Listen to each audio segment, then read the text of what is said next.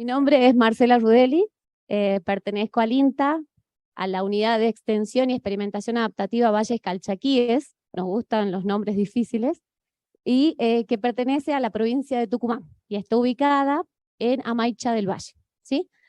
Estoy a cargo ahora, actualmente, del campo demostrativo en Calilla, que es un campo experimental, donde realizamos actividades con los principales cultivos de la zona, como pimiento para pimentón, ajo, quinoa, alfalfa, y bueno, y es aquí donde nosotros tenemos la experiencia con la polilla del algarrobo. Los pongo en contexto para que más o menos sepan de qué hablo. Bueno, y esto que en Calilla está cerca de Quilmes, digamos, pertenece a Amaicha del Valle, a la jurisdicción de Amaicha, pero está cerca de Quilmes.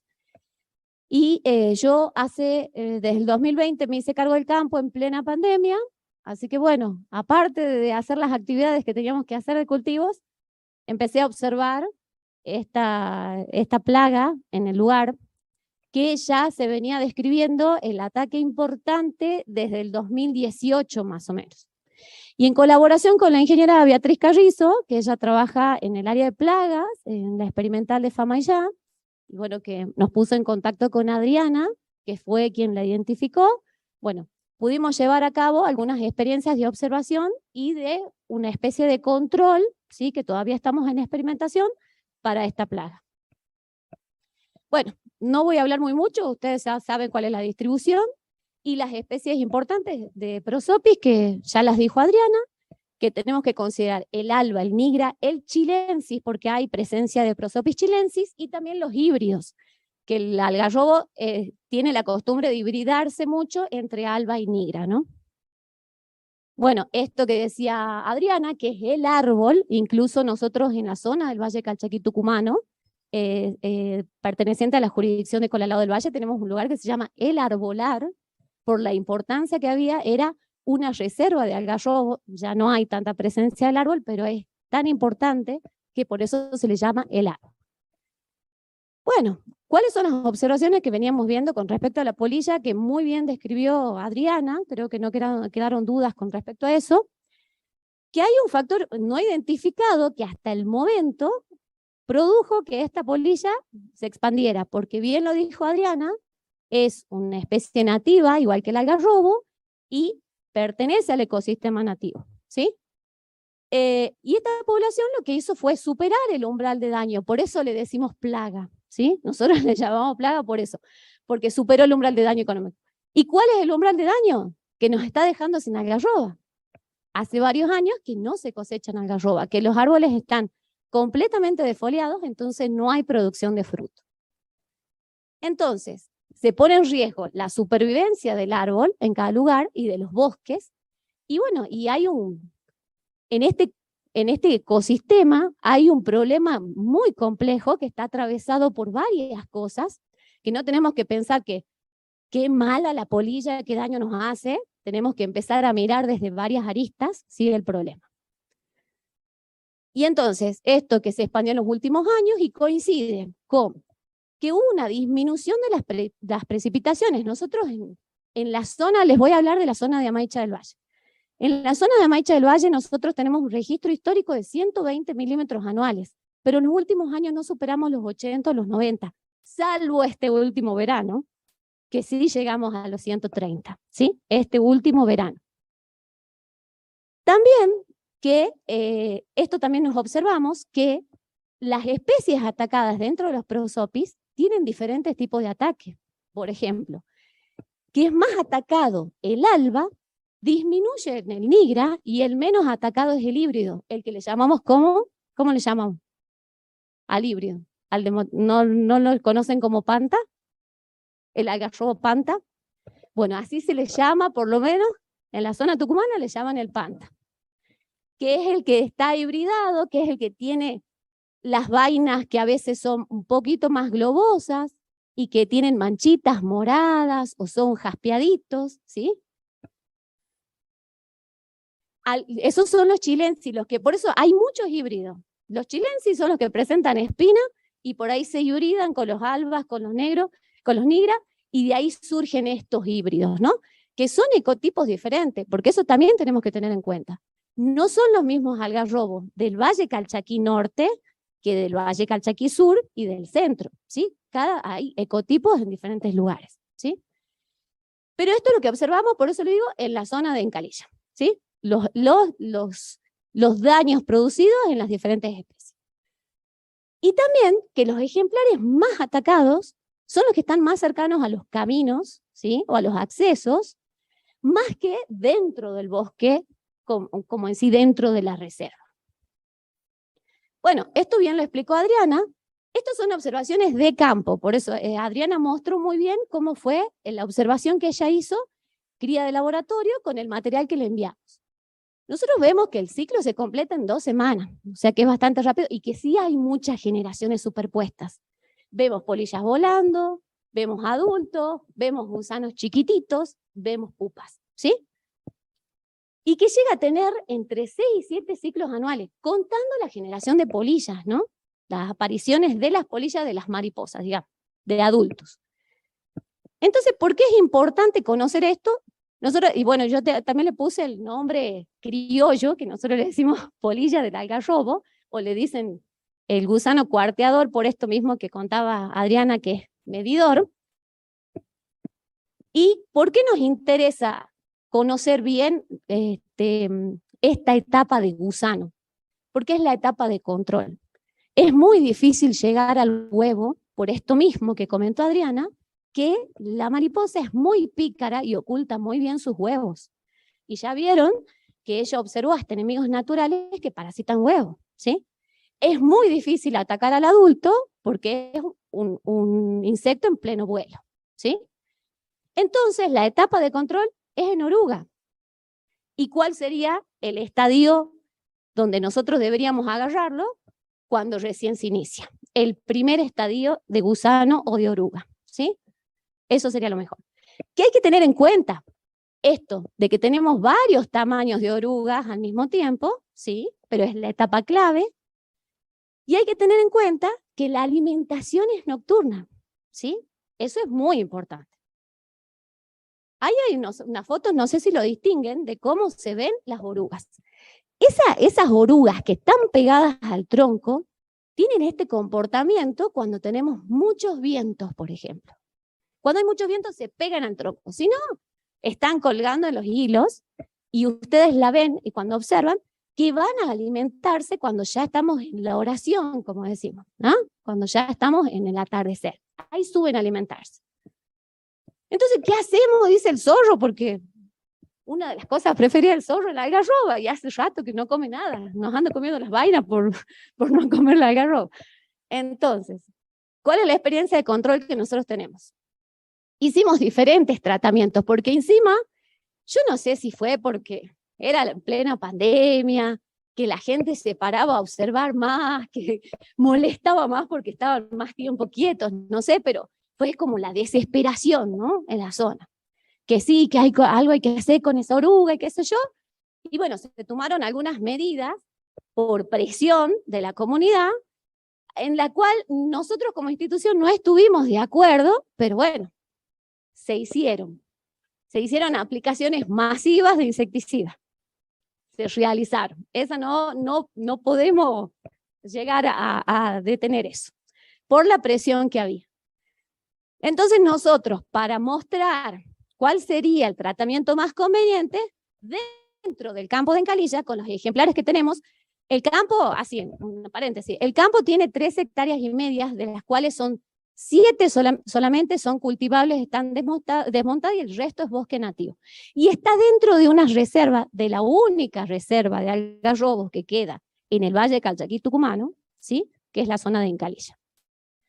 Los tratamientos que hicimos fue con cipermetrina, con abamectina, son diferentes tipos de insecticidas, abamectina más Esten 80 y Bacillus thuringiensis más Esten 80.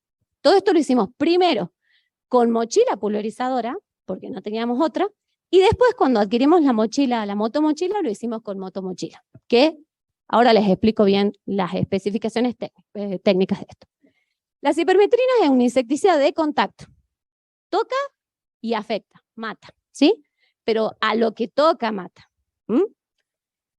La abamectina es un insecticida sistémico, Eso significa que ingresa a la planta o ingresa a la hoja, se mete en la savia de la planta, el insecto se alimenta de eso y se muere, ¿sí? También tiene un efecto de contacto.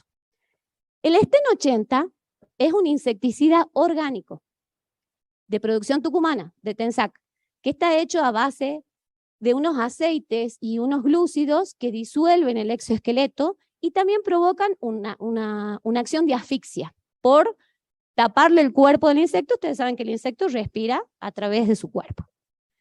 Y el Bacillus thuringiensis, ¿sí?, es un entomopatógeno. Este nombre difícil significa que es una enfermedad para el gusano, ¿sí? Es una bacteria que le causa una enfermedad al gusano. Es como si nosotros le provocáramos cólera al gusano, por decirlo de alguna forma. Le provocamos una diarrea descomunal con esa bacteria. ¿Está? Entonces, la experiencia de control que hicimos pusimos esos insecticidas por separados, observando, y después usamos esto en combinación. El Bacillus thuringiensis más el Sten 80. ¿Por qué con Sten 80? El Bacillus thuringiensis tiene que llegar al gusano, que es muy difícil llegar por todas las cosas que les explicó a Adriana. Están colgados, por eso la aplicación tiene que ser cuando están alimentándose, cuando están quietos, cuando no están colgados, cuando no están escondidos. No tiene que haber viento, o sea, un montón de cosas que por ahí es difícil que se combinen. Y lo hicimos con el Sten 80, usándolo también, además como un insecticida de contacto, como un coadyuvante, o sea, como un vehículo del Bacillus thuringiensis para que llegue realmente al insecto y haga su efecto. ¿Se entiende cómo es? Me van parando si no entienden algo, ¿no?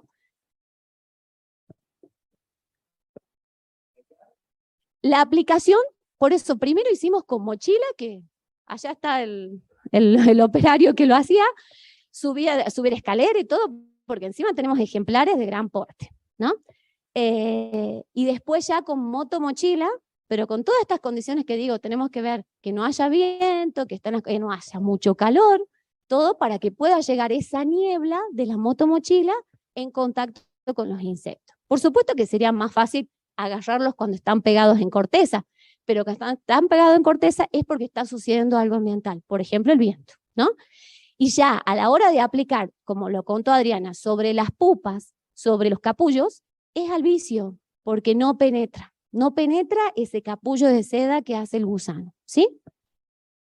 Bueno, ahí está el aplicador. No sé si se ve, si se distingue en la foto, ahí, todo eso negro que se ve, que también se ven algunas cositas blancas que son capullos viejos, todo eso negro son los gusanos que se voltearon. ¿Se ve? Bueno. Entonces, ¿cuál es la experiencia de control de esto? El monitoreo tiene que ser permanente. Además de esto, se realizaron algunas prácticas culturales para también ayudar, porque no todo es, tengo que matar la plaga, vamos a aplicar, ¿no? Después vamos a ver bien una propuesta de manejo para poder llevar a cabo esto. Entonces, por ejemplo, se pusieron trampas de cartón, como las que se recomiendan para el control de carpocapsa en los nogales. ¿Vieron las cinturas que se ponen en las ramas principales? Pusimos las trampas de cartón. Sí, empupan unas cuantas, pero como el algarrobo tiene esa corteza tan agrietada, prefieren al algarrobo, digamos. Aparte, cada vez van empupando más arriba, ¿no? Cada vez bajan menos. El frío se presentó como un fenómeno condicionante. Esto es importante porque si bien es esto, en la charla con la gente mayor, ellos cuentan, sí, toda la vida hubo la polilla. Es más, había épocas que llegábamos a la escuela llenos de hilos, decía. Pero va bajando y vuelve a aparecer. Y lo que vimos también con este relato y con este relato histórico de la gente, es que hacía mucho tiempo, no sé si a ustedes les pasó acá en el norte, hacía mucho tiempo que no hacía frío. Y este año volvió un poco el frío, ¿sí? El frío como había antes, ¿sí? Entonces, sí lo vimos como un condicionante. Al menos se paró el ciclo. Y muchas pupas envejecieron, y también vimos algo, observando en este último año recién, que hay pájaros que también buscan y se alimentan de esas pupas. ¿Será por la falta de alternativas alimentarias, no sé. Pero este pájaro, la íshima que le dicen, o el zorzal negro, ese hemos visto que se para en el tronco y arranca los capullos y se va alimentando de las pupas, ¿no? Tampoco es que tenemos un gran control con eso, pero son cuestiones importantes. Y después lo otro que, en base a esto de que veíamos que algunas especies de prosopis eran preferidas por el gusano, están los especialistas en algarrobo en Córdoba. Entonces mandamos, en un momento que pudimos hacer un herbario, porque era estar todo el tiempo tratando de conseguir hojas, porque les digo, de verdad era así. Y el año pasado, después del frío, por eso vimos que pudieron brotar los algarrobos, y ahí, en la entrada de la primavera, en esta época, pudimos recoger material para enviar a Córdoba y que ellos realmente nos digan, porque esto que les digo, yo no soy especialista en árboles. Entonces, que nos digan si realmente el más atacado es como lo vemos nosotros, que es el alba, el segundo el nigra y el último el panta, los híbridos, ¿no? Bueno, ahí están las cinturas de cartón, ahí está José poniendo las cinturas. Entonces, ¿cómo seguimos con esto? ¿Sí? No, yo no pongo ni dosis ni nada porque no es la idea salir a aplicar con todo, ¿no? Esto es un trabajo conjunto. Primero hay que informar, hacer esto que nos está convocando hoy el INTA Cafayate. Informar a la comunidad ballista sobre la polilla, todo esto que explicó Adriana, de cómo es, y seguir estudiándola, como ustedes vieron. Articular con otras organizaciones e instituciones provinciales y nacionales para eficientizar los recursos, para que no pase esto que pasó en Tucumán, de repente una aplicación masiva y nos fuimos y ya está. Realizar los monitoreos, los registros, estudios y evaluaciones para definir esto que dijo Adriana, el comportamiento, el nivel poblacional, esto que preguntaba Eduardo. Los enemigos naturales, el umbral de daño, ¿sí? Y después capacitar a la comunidad en general en prácticas que sean apropiadas para el control, ¿sí? Y establecer un protocolo de monitoreo comunitario, porque es importante eso. Y ahora, reflexionando, porque hay algunas cuestiones que esto queda como hipótesis, digamos, de lo que se puede llegar a trabajar a futuro, que hay mucho para estudiar, porque creo que es interés de todos nosotros, es el bosque nativo, entonces es muy importante. Entonces, algunas especies sirven como indicadores de lo que está pasando en nuestro ecosistema, el daño que estamos haciendo. Por eso pensemos desde ahí, ¿es mala la polilla o qué está pasando? Que está apareciendo la polilla así. Entonces, pensemos nosotros, ¿por qué apareció en Encalillas, por ejemplo? Encalillas es una reserva algarrobal que nosotros en Encalillas, en Amaicha del Valle, tenemos la comunidad indígena Amaicha del Valle, que es la propietaria de todas las tierras de Amaicha, y es una reserva donde también es de uso extraer leña de ese lugar, leñas, postes y todo con permiso de la comunidad y de la Dirección de Flora y Fauna. Habría que ver, porque hay como parches en Encalilla donde se está provocando una extracción masiva, ¿sí? Entonces estamos provocando un desequilibrio. Entonces, la pregunta sería, ¿ahora apareció la polilla o ya estaba la polilla y ahora la estamos viendo porque tenemos cada vez menos árboles, por ejemplo? Otra cosa importante. ¿Empezó en Encalilla? Sí. ¿Lleva muchos años ahí? Sí. Se observa mucho en los caminos. ¿Será el tránsito humano? ¿Será la incidencia de los caminos, de la tierra, de la polución, lo que también le da un medio, un nicho, como para que favorezca la expansión de la polilla? Puede ser. Dentro del bosque no observamos eso. ¿Será que a la orilla tenemos los más sensibles y dentro del bosque tenemos los más resistentes? Bueno, también hay que ver los años del algarrobo, cuáles son más resistentes y cuáles son más sensibles. Por lo general, los pequeñitos son menos atacados, no los más jovencitos. Otra cosa también, ahora se está expandiendo, no podemos decir que no. Se está expandiendo sobre la Ruta 40, se está yendo hacia el norte, que ya ha llegado hasta Talapazo, por ejemplo, todo lo que es Anjuana, o sea, hablando antes de llegar a Colalao del Valle, y se está yendo hacia el sur, en la localidad del Paso, que es la última localidad tucumana del Valle Calchaquí, ya el límite con Fuerte Quemado, que es Santa María. O sea, ¿se está expandiendo? Sí. Y es otra cosa que hay que pensar. Esto que puede estar relacionado con el estado nutricional. Puede haber un efecto trófico. ¿Y qué significa esto? ¿Qué observaciones podemos hacer? Esto, que las baja la temperatura. Que cuanto más agua hay disponible, más ataque hay. ¿Por qué será? Porque el algarrobo es una bomba de agua y brota más. Y al tener más brotación, tiene hojas más ricas. Yo me voy a comer esa lechuga, no me voy a comer otra cosa. Entonces también eso es un atrayente.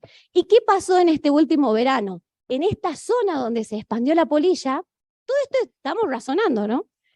Que lo que es el bañado, toda la zona de Anjuana, y hacia el otro lado, nosotros tuvimos problemas de inundaciones en esa zona. Entonces, ¿a dónde fue el agua esa? La está tomando, la tomó el algarrobo. Se expandió, la polilla dijo, allá está McDonald's, dijo, y se fue para ahí, ¿sí? Entonces, esas son las cuestiones que hay que pensar. Lo tenemos que ver como ambiente, no como qué maldita plaga que nos está causando estos problemas, ¿sí? Bueno, y me pidieron que diera una parte de lo que sería también unas recomendaciones, la tengo para el otro lado, de lo que es manejo del algarrobal, que está, digamos, muy de la mano con esto, porque estamos hablando de eso, estamos produciendo un desequilibrio, entonces tenemos que trabajar sobre el algarrobal, más allá de la polilla, más allá del taladrillo, más allá de todo, ¿sí? Entonces, manejo del algarrobal. Estas son recomendaciones. De nuevo, no es para trabajarlo solo, es para trabajar en conjunto, es para que sea una política comunitaria, de alguna manera, ¿sí? Llevarla adelante. La preservación o la restauración, por ejemplo, con el diseño de clausuras permanentes. Estas clausuras tienen que ser de 4 o 5 años. ¿Qué significa clausura? Cerrar una superficie, dependiendo de qué superficie total tengamos, cerrar. Por lo general se divide en 3 partes o en 4 partes el lote y se cierran 3 partes, completa, que no entre nada, ni una cabra, ¿sí? 4 o 5 años. Y provocamos ahí una rehabilitación vegetativa natural del algarrobo, ¿sí? No permitimos que nada entre. ¿Está? Es muy importante que haya brosa, que haya hojarasca, que haya cobertura vegetal, porque eso evita mucho la evaporación, ¿sí? Hay control de la evaporación, evita la escorrentía, ¿sí? Y hay una mayor disponibilidad de materia orgánica. Después tenemos alternativas de implantación también, de árboles, de especies madereras, que sean alternativas a la extracción de algarrobo, a especies de rápido crecimiento que podamos usarla como madera, ¿sí? ¿Qué más? Un plan de aprovechamiento forestal en raleo, que se haga un raleo, no que pasemos y saquemos lo que más podamos de algarrobo. Total, ya van a crecer. No tenemos algarrobo hace años. ¿De dónde van a crecer? ¿Sí? Entonces, este raleo, lo que se hace esto es como más tiempo, se divide en cuadrículas o se divide en franjas y se van rotando las zonas de raleo de 10, 12 a 15 años, ¿sí? Por eso digo que es una política comunitaria esto, ¿no? Hablando de la sociedad o de la comunidad en general. Un plan de pastoreo también con clausuras estacionales, ¿sí? Un manejo de la majada, principalmente, porque es lo que más usamos para pastorear en los bosques nativos, ovinos y caprinos, ¿sí? Que sea controlado. Y que haya alternativas forrajeras, que no nos concentremos solo en que las cabras vayan a comer lo que encuentren, porque las cabras son las que me comen los renovales de algarroba, son las que comen algarroba cuando encuentran, y encima vamos a evitar varios problemas también en la majada, de mascadera, de un montón de cosas si manejamos de la mejor manera. También, bueno, alternativas como pasturas perennes que se implanten en franjas también o cerca de las casas, verdeos anuales, que siempre y cuando haya disponibilidad de agua. El MBGI, que es el manejo de bosque con ganadería integrada, que es una alternativa que brinda el INTA para el manejo. La conservación de forraje, que es esto de tratar de igualdar la algarroba, no solamente tenerla que se seque para poder mantenerla, sino también enriquecerla, hacer ensilados, ¿sí? Completando con el maíz o alternativas forrajeras que sean nutritivas. La Escuela Agrotécnica de Amaicha tiene una experiencia linda en eso. Y también, que nosotros somos uno de los promotores, el uso de la genética animal acorde. Nosotros somos promotores del uso del animal criollo, más que de razas, ¿sí? O de los mestizajes, que estén adaptados a la zona. Un plan de implantación de especies nativas para recuperación, esto es la recolección, ya no me anda el puntero, la recolección de frutos, estos que sean seleccionados, que sean un árbol elegido, que sea próspero, que dé mucha algarroba, que sea resistente a algo, que no tenga ataque de los brúchidos, esto que mostró Adriana, de esos bichitos que se meten en la algarroba, y la implantación. Y bueno, esas son las recomendaciones que se pueden hacer. Y bueno, y ya cierro porque si no me comen.